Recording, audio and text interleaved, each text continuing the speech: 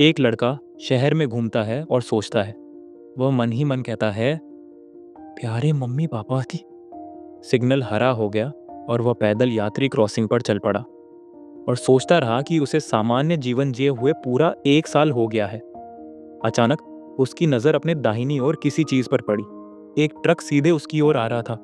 वह एक दूसरी दुनिया में पहुंच जाता है। लड़का बैठा अपने सामने तैरते हुए एक द्वीप को देखता है जिसके पास ड्रैगन उड़ रहे हैं। उसे कुछ समझ नहीं आता और पहले तो वह लगातार रोता रहता है और वहां से निकलना चाहता है। लेकिन जब उसे घर लौटने की उम्मीद जगी तो वह आखिरकार नई दुनिया में ढल गया। उसने और उसके साथियों ने न्याय के लिए और बुराई पर अच्छाई की जीत के लिए संघर्ष किया। जहां खून बेरोक टोक बह रहा था, वहीं लाशों के पहाड़ बन गए थे। उसने अपने साथियों के साथ मिलकर राक्षसों के खिलाफ लड़ाई लड़ी। धीरे धीरे उसे सच्ची बहादुरी और भाईचारे का मतलब समझ आने लगा। उसे चिंता होने लगी कि कहीं उसके माता पिता को यह सब हास्यास्पद न लगे। लेकिन अब वह पहले जैसा कमजोर और असुरक्षित बच्चा नहीं रहा जो दूसरों की मदद पर निर्भर रहता था। उसने विशालकाय सेंटोर को 2 हिस्सों में काट दिया। अब वह एक ऐसा व्यक्ति बन गया है जिसकी मदद पर दूसरे भरोसा करते हैं। उसने लड़की को अपनी बाहों में भर लिया और उससे विनती की कि वह उसे छोड़कर न जाए। लड़की के शरीर पर घाव थे और उसकी आंखों से आंसू बह रहे थे। उसने मुस्कुराते हुए कहा कि उसे जीतना चाहिए। फिर उसकी मृत्यु हो गई और उन्होंने उसे पूरे सम्मान के साथ दफनाया। लड़के को बहुत कुछ मिला और बहुत कुछ खोया भी। अब वह भाग्य की चुनौती को गरिमा के साथ स्वीकार करता है। कवच पहने एक लड़का जमीन पर बैठा कागज के एक टुकड़े पर कुछ लिख रहा था। फिर उसने कहा, इस दुनिया में 1 साल बिताने के बाद उसकी यात्रा अब समाप्त होने वाली है। वह एक विशाल सीलबंद दरवाजे के नीचे बैठा था। एक लड़की उसके पास आई और पूछा कि क्या वह तैयार है। लड़का धीरे से खड़ा हुआ।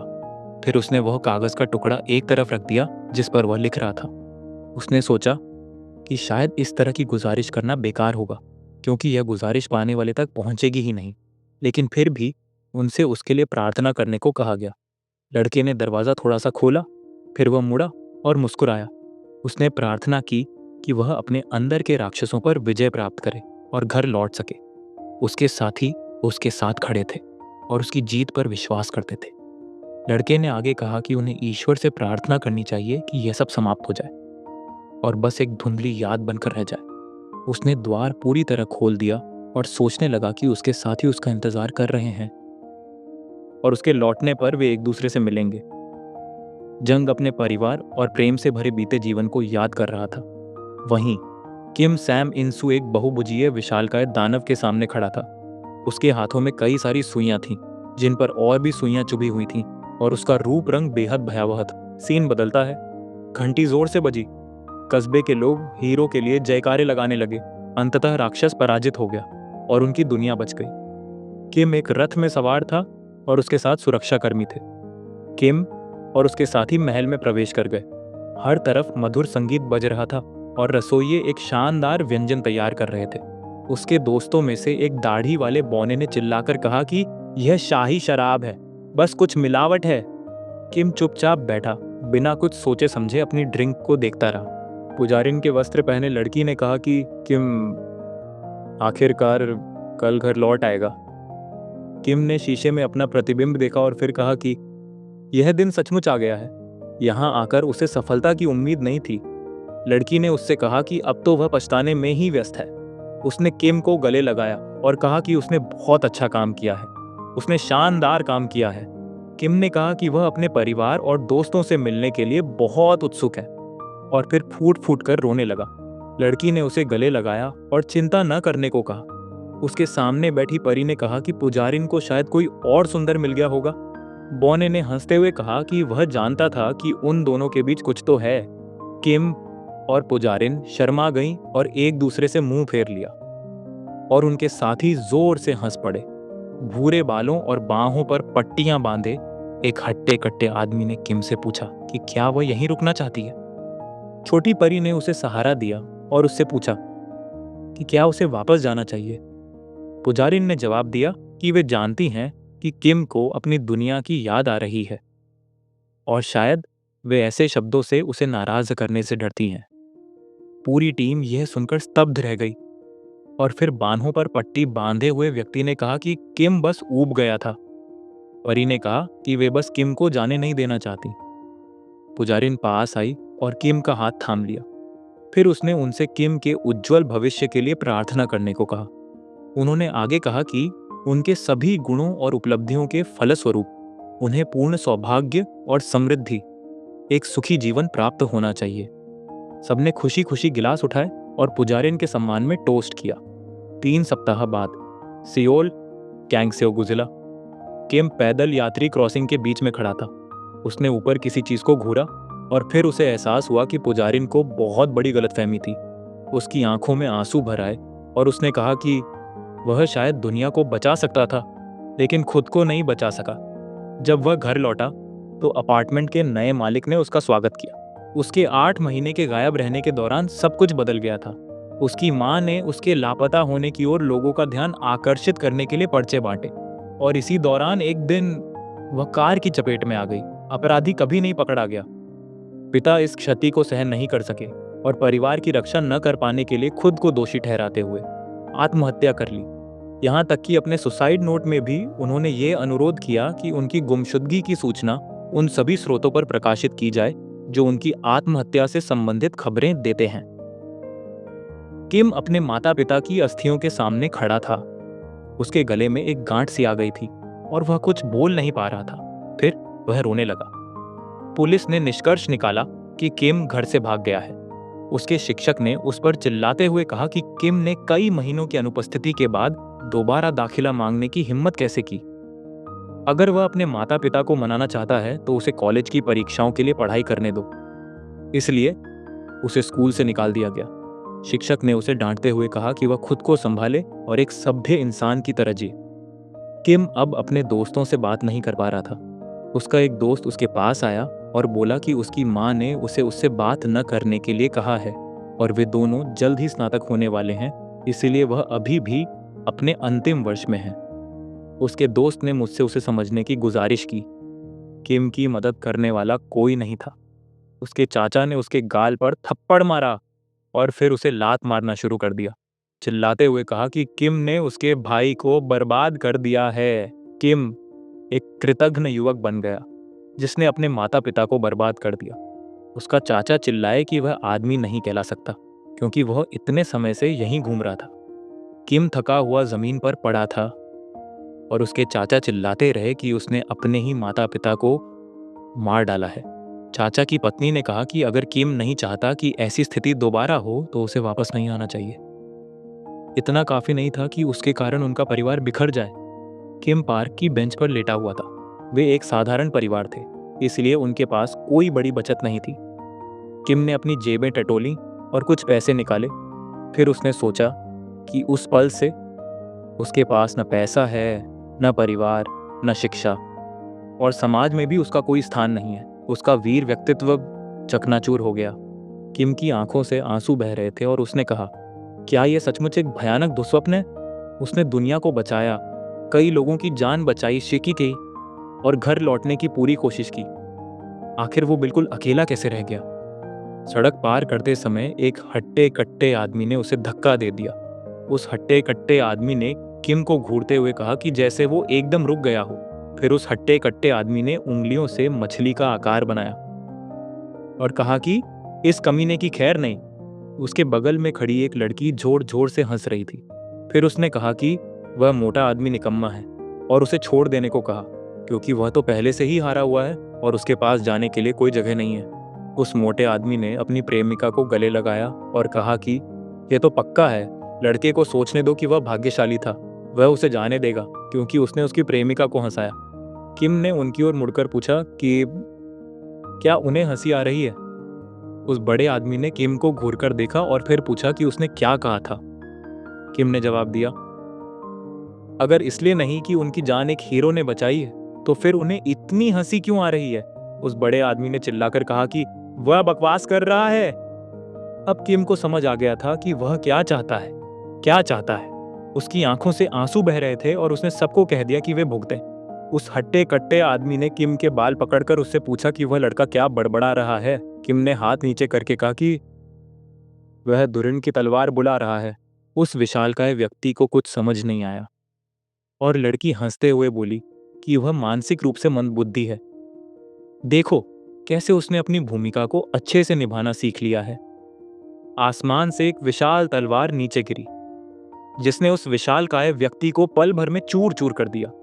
उसका शरीर मांस और हड्डियों के टुकड़ों में बदल गया। उसके बगल में खड़ी लड़की खून से लथपथ होकर दहशत में आ गई। किम ने अपने आंसू पोंछते हुए कहा, उन्हें ऐसे ही तड़पने दो। यह उचित नहीं कि मैं तड़पूं। वह एक हीरो है, इसलिए उसे दुखी नहीं होना चाहिए। उसका शरीर कवच से ढकने लगा और फिर वह चीखा कि बस बहुत हो गया, अब हिसाब चुकाने की बारी उनकी है। उसने दुनिया को हिला देने के लिए चीख मारी। उसने अपनी तलवार घुमाई जिससे एक अविश्वसनीय रूप से शक्तिशाली भूकंपीय तरंग उत्पन्न हुई। उस चमक ने एक एक करके गगनचुंबी इमारतों को अपनी चपेट में ले लिया। आग की लपटों ने एक ही पल में असंख्य क्षेत्रों को नष्ट कर दिया। किम मुट्ठी भर मिट्टी पर खड़ी थी। दुनिया बच गई और सब लोग खुशी खुशी रहने लगे। कहानियों का अंत ऐसा ही होना चाहिए। वह एक चट्टान पर खड़ा था और उसके चारों ओर एक अविश्वसनीय रूप से विशाल फनल था। लेकिन उस दिन सियोल का गैंगसेओगु जिला पूरी तरह से तबाह हो गया था। किम के पागलपन भरे कारनामे के 3 सप्ताह बाद चोंगी प्रांत के उस इलाके में गाड़ियों का बेहद लंबा जाम लग गया था। हर कोई जल्दी में था और एक दूसरे को हॉर्न बजा रहा था। हर किसी ने कम से कम एक बार तो यह कल्पना की ही होगी कि दुनिया का अंत कैसा होगा। परमाणु युद्ध, प्राकृतिक आपदा, छोंबी सर्वनाश। हम एक चश्मे वाले लड़के को देखते हैं जिसके कोट पर जोंगसू पार्क लिखा हुआ है। वे चारों एक साथ कार में सवार हैं। वह खुद, उसकी छोटी बहन, दादी और माँ। माँ कहती है कि बहुत लंबा ट्रैफिक जाम है, गाड़ी हिल ही नहीं रही। पीछे बैठी छोटी लड़की रोने लगी। फिर उसने अपने भाई से पूछा कि वे कहाँ जा रहे हैं, पिताजी उनके साथ क्यों नहीं है। उसके पिता ने उसे फोन पर संदेश भेजा कि वे बुसान में मिलेंगे और उन्हें दक्षिण की ओर जाने देंगे। जोंगसू ने अपनी बहन से कहा कि वे बाद में मिलेंगे और उसका हाथ पकड़ लिया। फिर उसने कहा कि मेरी माँ गाड़ी चला रही है, इसीलिए उन्हें शांत रहना चाहिए और उनका ध्यान नहीं भटकाना चाहिए। अचानक एक पुलिस की मोटरसाइकिल तेज गति से कारों के पास से गुजरी। किसी ने सोचा भी नहीं था कि दुनिया एक नायक के हाथों नष्ट हो जाएगी। मोटरसाइकिल गाड़ियों के सामने रुक गई। एक पुलिसकर्मी नीचे उतरा और लाउडस्पीकर पर बोला कि उनका हीरो बस आने ही वाला है, वह जल्द ही यहाँ पहुंच जाएगा। उनके पास समय नहीं है, उन्हें पैदल ही जाना होगा। ड्राइवरों ने हैरानी से उसकी ओर देखा। पुलिस अधिकारी ने सभी को व्यवस्थित तरीके से अपनी कारों से बाहर निकलने के लिए कहना जारी रखा। उन्हें सेना और पुलिस के निर्देशों का पालन करने दें।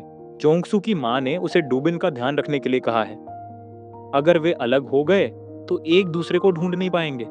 जोंगसू ने कहा कि मां सब ठीक है।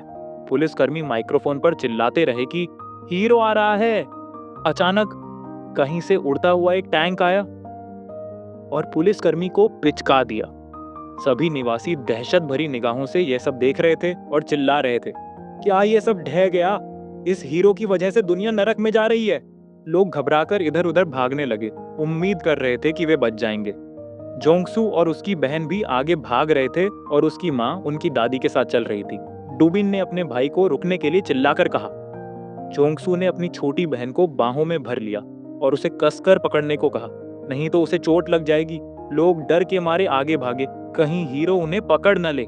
किम सुरंग के ऊपर खड़ा था और उसके पीछे लाशों का ढेर लगा हुआ था। चारों ओर अफरा तफरी मची हुई थी। किम ने लोगों को बेताब होकर सुरंग से बाहर भागते देखा। उसने कहा, उन्हें अभी भी जीवित रहने की उम्मीद है।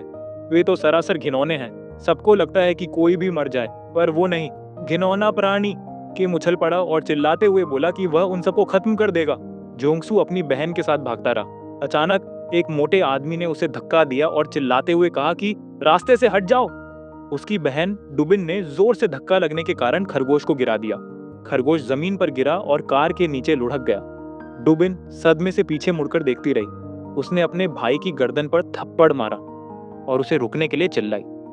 फिर उसने पीछे की ओर इशारा करते हुए कहा कि उसका खरगोश गिर गया है और कार के नीचे लुढ़क गया है। जोंगसू ने भी उसकी पीठ थपथपाई और कहा कि खरगोश को भूल जाओ। डूबिन ने बताया कि यह तोहफा उसके पिता ने दिया था।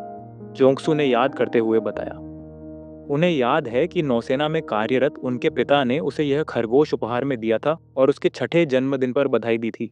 तब वह बहुत खुश हुई थी और उसने अपने पिता को दिल से धन्यवाद दिया था। जोंगसू ने अपनी बहन को कार में बिठाया और उससे पूछा कि उसका खरगोश कहाँ है। उसने बगल की ओर उंगली से इशारा किया। सड़क के बीचों बीच एक सफेद कार खड़ी थी। जोंगसू ने उसे माँ और दादी पर नजर रखने के लिए कहा और फिर वे सीधे उनके पीछे जाएंगे। जोंगसू अपनी ओर दौड़ती भीड़ को चीरते हुए आगे बढ़ने लगा। वह कार के नीचे रेंग कर पहुंचा और वहीं उसे वो खरगोश दिखा जो डूबिन से खो गया था। वो कार के पीछे काफी दूर लुढ़क गया था और जोंगसू उसे पकड़ नहीं पा रहा था। इसी बीच किम भागते हुए लोगों को देख रहा था। उसने अपनी तलवार ऊपर उठाई और आदमियों को झुकने का आदेश दिया। जोंगसू ने खरगोश को पकड़ लिया। वह इससे बहुत खुश था। किम ने पूरी ताकत से वार किया। तलवार की स्विंग अपने सामने की जगह को चीरते हुए आगे बढ़ी। टक्कर से उत्पन्न लहर ने एक के बाद एक सब कुछ तहस नहस कर दिया। गगनचुंबी इमारतें गिरने लगीं, गाड़ियां फटने लगीं और लोग मांस में तब्दील हो गए। जोंगसू खरगोश के साथ कार के नीचे से बाहर निकला। चारों ओर फैली धूल से परेशान होकर उसने अपना गला साफ किया। उसने अपने चश्मे को ठीक किया और फिर उसने एक भयानक तस्वीर देखी। सभी लोग कुचले हुए और टुकड़ों में कटे हुए थे। उसे विश्वास नहीं हो रहा था कि यह सब सच में हो रहा है। वह सड़क पर चलते हुए अपनी बहन, माँ और दादी को पुकारने लगा। अचानक उसका पैर किसी चीज पर पड़ा और उसने मलबे के नीचे दबी अपनी छोटी बहन का हाथ देखा। वह बहुत डर गया और वह घबराकर मलबा हटाने लगा और डाबिन को पुकारने लगा। डाबिन, डाबिन। जब उसने सारी रुकावटें हटा दी तो उसके सामने खून का एक बड़ा धब्बा और कुछ मानव अवशेष दिखाई दिए। फिर वह फूट फूट कर रोने लगा। उसे यकीन नहीं हो रहा था कि उसकी बहन मर गई है। फिर उसने अपना मुंह हाथ से ढक लिया क्योंकि उसे उल्टी आने वाली थी। किम धीरे धीरे जोंगसू की ओर बढ़ा। जोंगसू मुड़ा। किम ने उससे कहा कि उसकी आंखें बहुत सुंदर हैं। जोंगसू ने रोते हुए पूछा कि क्या वह सचमुच हीरो है। किम ने जवाब दिया कि उसकी आंखें किसी ऐसे व्यक्ति की थीं जिसने सब कुछ खो दिया हो, ठीक उसकी आंखों की तरह जिनमें आशा या सपनों के लिए कोई जगह नहीं थी। जोंगसू चिल्लाया कि वह में इसके लिए रिस्पॉन्सिबल है। किम ने जवाब दिया कि वह खुद था। जोंगसू ने जो पहली चीज हाथ लगी उसे उठा लिया। वह एक लोहे का पाइप था। फिर उसने कहा कि वह एक कमीना है। वह उसकी ओर दौड़ा और उस पर वार किया, फिर चिल्लाकर कहा कि वह उसे जान से मार देगा। लेकिन किम ने उसका गला पकड़ लिया। उसने जोंगसू को हाँफते और हताशा में रोते हुए छूटने के लिए संघर्ष करते देखा। किम ने अपनी तलवार उठाई और पूछा कि वो ये कैसे करेगा। फिर उसने उसे आर पार कर दिया। जोंगसू ने देखा कि तलवार से खून का फव्वारा फूट पड़ा। उस दिन उस विद्वान नायक ने सब कुछ छीन लिया। जोंगसू को यह सोचकर चिंता होने लगी कि क्या वह बिना कुछ किए ही मर जाएगा। उसने मन ही मन अपनी बहन से माफी मांगी। माँ, पिताजी और दादी। उसने अपने परिवार और अपनी जान की बाजी लगा दी। अचानक उसने किसी को पुकारते हुए सुना। उसने अपनी आंखें थोड़ी सी खोली और टोपी पहने एक लड़की को देखा। उसने उसे होश में आने को कहा और फिर जब उसने देखा कि उसने अपनी आंखें खोल ली हैं तो कहा कि ये शब्द स्वर्ग के समान है। वह जाग उठा। जोंगसू जादुई मुहर के ठीक ऊपर फर्श पर लेटा हुआ था। इस तरह वह उस व्यक्ति में तब्दील हो गया जिससे वह दिल से नफरत करता था। वह हीरो बन गया।